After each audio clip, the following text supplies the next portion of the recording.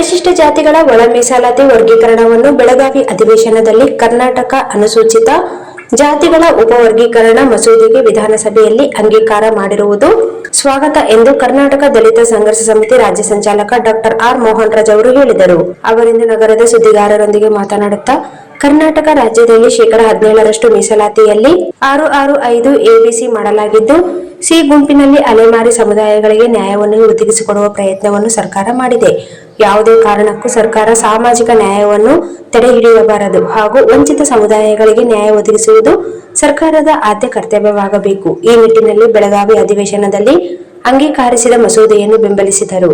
ರಾಜ್ಯದ ಸ್ಥಳೀಯ ಸಂಸ್ಥೆಗಳಲ್ಲಿ ರಾಜಕೀಯ ಒಳ ಮೀಸಲಾತಿಯನ್ನು ಜಾರಿಗೆ ತರಬೇಕು ಹಾಗೂ ಎಸ್ಸಿಪಿ ಹಾಗೂ ಟಿಎಸ್ಪಿ ಅನುದಾನಗಳಲ್ಲಿ ಒಳ ಮೀಸಲಾತಿಯನ್ನು ಜಾರಿಗೆ ತರಬೇಕು ಎಂದು ಈ ಮೂಲಕ ಸರ್ಕಾರಕ್ಕೆ ಒತ್ತಾಯಿಸುತ್ತೇವೆ. ಎಸ್ಸಿಪಿ ಟಿಎಸ್ಪಿ 2400 ಕೋಟಿ ಹಣವನ್ನು ಗ್ಯಾರಂಟಿಗಳಿಗೆ ಬಿಡುಗಡೆ ಮಾಡಿ ಪರಿಶಿಷ್ಟರಿಗೆ ಮೋಸ ಮಾಡಿದೆ. ಪರಿಶಿಷ್ಟ ಜಾತಿ ಪರಿಶಿಷ್ಟ ಪಂಗಡದ ವಿದ್ಯಾರ್ಥಿಗಳಿಗೆ ಉನ್ನತ ವಿದ್ಯಾಭ್ಯಾಸಕ್ಕೆ ವಿದೇಶಗಳಲ್ಲಿ ಹೋಗುವ ಪ್ರಬುದ್ಧ ಯೋಜನೆಗೆ ಸರ್ಕಾರದಲ್ಲಿ ಹಣವಿಲ್ಲವೆಂದು ನೆಪ ಮಾಡುತ್ತಿರುವುದು ಈ ಸಮುದಾಯಗಳಿಗೆ ಮಾಡುತ್ತಿರುವ ಮೋಸ. ಕೂಡಲೇ ಎಲ್ಲ ಅರ್ಜಿ ಹಾಕಿದ ವಿದ್ಯಾರ್ಥಿಗಳಿಗೂ ಈ ಯೋಜನೆಯಲ್ಲಿ ವಿದ್ಯಾರ್ಥಿ ವೇತನವನ್ನು ಮಂಜೂರು ಮಾಡಬೇಕಾಗಿ ಒತ್ತಾಯಿಸುತ್ತೇವೆ ಹಾಗೂ ವಿವಿಧ ಯೋಜನೆಗಳು ಮತ್ತು ಸಾಲ ನೀಡುವ ಯೋಜನೆಗಳು 2 ವರ್ಷಗಳಿಂದ ಮಂಜೂರು ಮಾಡಿಲ್ಲ. ಕರ್ನಾಟಕದಲ್ಲಿ 3ನೇ ಪರ್ಯಾಯ ರಾಜಕೀಯ ವೇದಿಕೆಗೆ ಮುಂದಾಗಿರುವುದು ಬೆಂಬಲ ಎಂದರು. ರಾಷ್ಟ್ರೀಯ ಪಕ್ಷಗಳು ಸ್ವಾತಂತ್ರ್ಯ ಬಂದಾಗಿನಿಂದಲೂ ರಾಜ್ಯಗಳನ್ನು ನಿರ್ಲಕ್ಷಿಸುತ್ತಾ ಬಂದಿವೆ. ಈ ಹಿನ್ನೆಲೆಯಲ್ಲಿ ರಾಜ್ಯದಲ್ಲಿ ಉತ್ತಮವಾದ ಸರ್ಕಾರವನ್ನು ಸ್ಥಾಪಿಸುವುದು, ನೆಲ ಜಲ ಸಂಪತ್ತನ್ನು ಭಾಷೆಯನ್ನು ರಕ್ಷಿಸುವುದು ನಮ್ಮೆಲ್ಲರ ಜವಾಬ್ದಾರಿ ಎಂದು ಅರಿತು ನವ ಕರ್ನಾಟಕ ನಿರ್ಮಾಣ ಆಂದೋಲನದ ಆಶ್ರಯದಲ್ಲಿ 7ನೇ ಫೆಬ್ರವರಿ 2026ರಂದು ಕಲಬುರಗಿಯಲ್ಲಿ ಬೃಹತ್ ಸಮಾವೇಶವನ್ನು ಮಾನ್ಯ ಸಿಎಂ ಇಬ್ರಾಹಿಂ ಹಾಗೂ ಕೋಡಿಹಳ್ಳಿ ಚಂದ್ರಶೇಖರ್ ನಾಯಕತ್ವದಲ್ಲಿ ಹಮ್ಮಿಕೊಂಡಿದ್ದೇವೆ.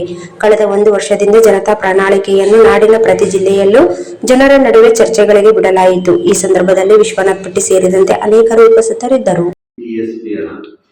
ಪರಿಶಿಷ್ಟ ಜಾತಿಗಳ ಉಪಯೋಜನೆ ಮತ್ತು ಪರಿಶಿಷ್ಟ ಪಂಗಡಗಳ ಉಪಯೋಜನೆ ಸುಮಾರು 42,000 ಕೋಟಿ ಹಣ ಅಂತ ಹೇಳಿ ಕಳೆದ ಬಜೆಟ್ನಲ್ಲಿ ಮಾನ್ಯ ಸಿದ್ದರಾಮಯ್ಯನವರು ಅನೌನ್ಸ್ ಮಾಡಿದ್ರು.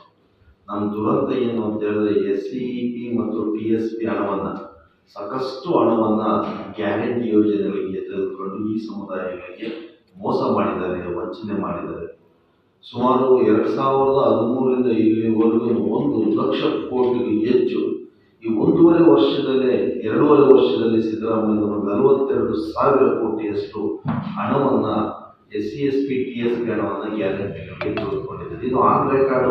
ಅಸೆಂಬ್ಲಿಯಲ್ಲಿ ಸಮಾಜ ಕಲ್ಯಾಣ ಸಚಿವರಾದಂಥ HC ಮಾದೇವಪ್ಪರು ಹೇಳಿರ್ತಕ್ಕಂಥದ್ದು ಹೌದು. 42,000 ಕೋಟಿ ಹಣವಷ್ಟು ನಾವು ಈ ಹಣವನ್ನು ಬಳಸ್ಕೊಂಡಿದ್ದೇವೆ. ಅಂದರೆ SC/STಗಳನ್ನು ಗ್ಯಾರಂಟಿಯಿಂದ ಹೊರಗಡೆ ಇಟ್ಟು ಅವರ ಹಣವನ್ನು ತೆಗೆದು ಅವರಿಗೆ ಕೊಡ್ತಕ್ಕಂಥ ಈ ಮೋಸದ ಕೆಲಸವನ್ನು ಈ ಸರ್ಕಾರ ಮಾಡಿದೆ ಅಂತೇಳಿ ನಾನು ಆರೋಪ ಮಾಡ್ತೀನಿ. ಇದು ನಿಲ್ಲಬೇಕು. ಯಾಕಂದ್ರೆ ಬೇರೆ ಬೇರೆ ನಿಗಮಗಳಿಗೆ ಅಲ್ಲಿ ಯಾವುದೇ ಕಾರಣಕ್ಕೂ ₹1 ಮುಟ್ಟೋದಿಲ್ಲ. SC/STಗಳ ಅಷ್ಟೇ ಹಣವನ್ನು ಮುಟ್ತಾರೆ ಅಂದರೆ ಇದರಿಂದ ಗೆದ್ದೋಗಿರ್ತಕ್ಕಂಥ ನಮ್ಮ ಜನಪ್ರತಿನಿಧಿಗಳು ನಿಷ್ಪ್ರಯೋಜಕರಾಗಿದ್ದಾರೆ. ಪ್ರಬುದ್ಧ ಯೋಜನೆ ಅಂತ ಹೇಳಿ ಒಂದು ಯೋಜನೆಯನ್ನ ಮಾಡಿದ್ದಾರೆ. ಅದು ಹಿಂದೆ ತಂದಿದೆ. ಏನು ಅಂದರೆ ಪ್ರತಿಭಾವಂತರನ್ನ ವಿದೇಶಕ್ಕೆ ಕಳಿಸ್ತಕ್ಕಂಥ ಮತ್ತು ಪರಿಶಿಷ್ಟ ಪಂಗಡಗಳ ಉಪಯೋಜನೆ ಸುಮಾರು 42,000 ಕೋಟಿ ಹಣ ಅಂತ ಹೇಳಿ ಕಳೆದ ಬಜೆಟ್ನಲ್ಲಿ ಮಾನ್ಯ ಸಿದ್ದರಾಮಯ್ಯನವರು ಅನೌನ್ಸ್ ಮಾಡಿದ್ರು. ನಮ್ಮ ದುರಂತ ಏನು ಅಂತ ಹೇಳಿದ್ರೆ SCP ಮತ್ತು TSP ಸಾಕಷ್ಟು ಹಣವನ್ನು ಗ್ಯಾರಂಟಿ ಯೋಜನೆಗಳಿಗೆ ತೆಗೆದುಕೊಂಡು ಈ ಸಮುದಾಯಗಳಿಗೆ ಮೋಸ ಮಾಡಿದ್ದಾರೆ, ವಂಚನೆ ಮಾಡಿದ್ದಾರೆ. ಸುಮಾರು 2013ರಿಂದ ಇಲ್ಲಿವರೆಗೂ 1 ಲಕ್ಷ ಕೋಟಿಗೂ ಹೆಚ್ಚು ಈ 2.5 ವರ್ಷದಲ್ಲಿ ಸಿದ್ದರಾಮಯ್ಯನವರು 42,000 ಕೋಟಿಯಷ್ಟು ಹಣವನ್ನು SC/ST TSP ಹಣವನ್ನು ಗ್ಯಾರಂಟಿಗಳಿಗೆ ತೆಗೆದುಕೊಂಡಿದ್ದಾರೆ. ಇದು ಆನ್ ರೆಕಾರ್ಡು. ಅಸೆಂಬ್ಲಿಯಲ್ಲಿ ಸಮಾಜ ಕಲ್ಯಾಣ ಸಚಿವರಾದಂಥ HC ಮಾದೇವಪ್ಪರು ಹೇಳಿರ್ತಕ್ಕಂಥದ್ದು ಹೌದು. 42,000 ಕೋಟಿ ಹಣವಷ್ಟು ನಾವು ಈ ಹಣವನ್ನು ಬಳಸ್ಕೊಂಡಿದ್ದೇವೆ. ಅಂದರೆ SC/STಗಳನ್ನು ಗ್ಯಾರಂಟಿಯಿಂದ ಹೊರಗಡೆ ಇಟ್ಟು ಅವರ ಹಣವನ್ನು ತೆಗೆದು ಅವರಿಗೆ ಕೊಡ್ತಕ್ಕಂಥ ಈ ಮೋಸದ ಕೆಲಸವನ್ನು ಈ ಸರ್ಕಾರ ಮಾಡಿದೆ ಅಂತೇಳಿ ನಾನು ಆರೋಪ ಮಾಡ್ತೀನಿ. ಇದು ನಿಲ್ಲಬೇಕು. ಯಾಕಂದ್ರೆ ಬೇರೆ ಬೇರೆ ನಿಗಮಗಳಿಗೆ ಅಲ್ಲಿ ಯಾವುದೇ ಕಾರಣಕ್ಕೂ ₹1 ಮುಟ್ಟೋದಿಲ್ಲ.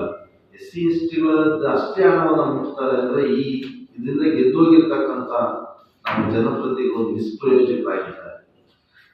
ಪ್ರಬುದ್ಧ ಯೋಜನೆ ಅಂತ ಹೇಳಿ ಒಂದು ಯೋಜನೆಯನ್ನ ಮಾಡಿದ್ದಾರೆ. ಅದು ಹಿಂದೆ ತಂದಿದೆ. ಏನು ಅಂದರೆ ಪ್ರತಿಭಾವಂತರನ್ನ ವಿದೇಶಕ್ಕೆ ಕಳಿಸ್ತಕ್ಕಂಥ ಪ್ರತಿಭಾವಂತ ವಿದ್ಯಾರ್ಥಿಗಳನ್ನ ವಿದೇಶಕ್ಕೆ